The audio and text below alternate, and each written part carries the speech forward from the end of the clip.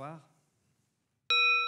Virus, Schmallenberg, Europe, 2011, mortalité, agneau. 6 mots-clés présents sur cette slide derrière moi qui vous résument à eux seuls la dernière crise sanitaire majeure connue ces dernières années sur le continent européen. Mesdames, Mesdemoiselles, Messieurs, avant d'être doctorant, avant d'être chercheur, je suis avant toute autre chose vétérinaire. Et à ce titre, j'ai décidé de consacrer ma vie professionnelle au service de la santé animale. Alors j'en suis sûr, vous imaginez mon enthousiasme, mon plaisir quand je peux assister une brebis à l'agnelage de beaux agneaux vigoureux en pleine santé comme ceux que vous voyez derrière moi. Malheureusement, en 2011, il y a 3 ans, avec mes confrères vétérinaires européens, nous avons plus souvent assisté à la mise au monde d'agneaux mort-nés qui présentaient des malformations importantes au niveau de la colonne vertébrale, au niveau de leurs membres antérieurs comme de leurs membres postérieurs. Le responsable de ces malformations, celui qui m'a fait pousser les portes d'une salle d'autopsie plus fréquemment qu'à mon habitude, porte un nom. C'est le virus de Schmallenberg. Virus qui a été découvert pour la première fois fin de l'été 2011 en Allemagne, un virus spécifique des ruminants, des vaches, des moutons, des chèvres.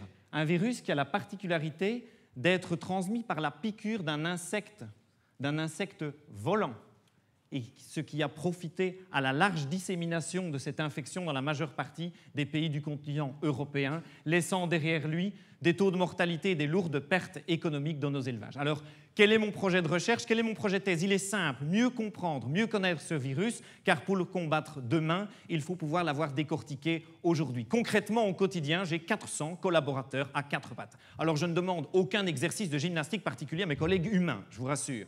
Ces collaborateurs à 4 pattes, ce sont tous des moutons de tout âge, des agneaux, des adultes, des mâles, des femelles, chez qui je prélève régulièrement quelques millilitres de sang. Parce que mon travail est actuellement regroupé en 2 axes. Premier axe, décrypter les mécanismes de défense immunitaire dont disposent les animaux pour lutter contre ce virus, ce que vous et moi appelons les anticorps, parce que ces animaux doivent se défendre contre ce virus et ce sera utile pour nous de savoir comment dans l'élaboration d'un futur processus vaccinal.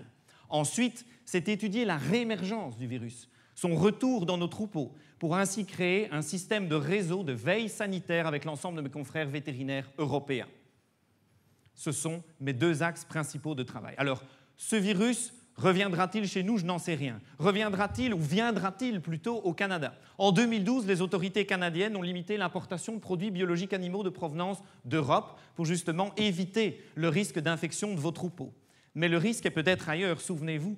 Le virus de Schmallenberg est transmis par un insecte piqueur volant qui a traversé la Manche pour infecter le Royaume-Uni. Pourquoi pas traverser l'Atlantique? 7h35 entre Bruxelles et Montréal. Je peux vous assurer, les insectes, eux aussi, peuvent, comme moi, prendre l'avion pour rejoindre le Canada. Merci de votre attention.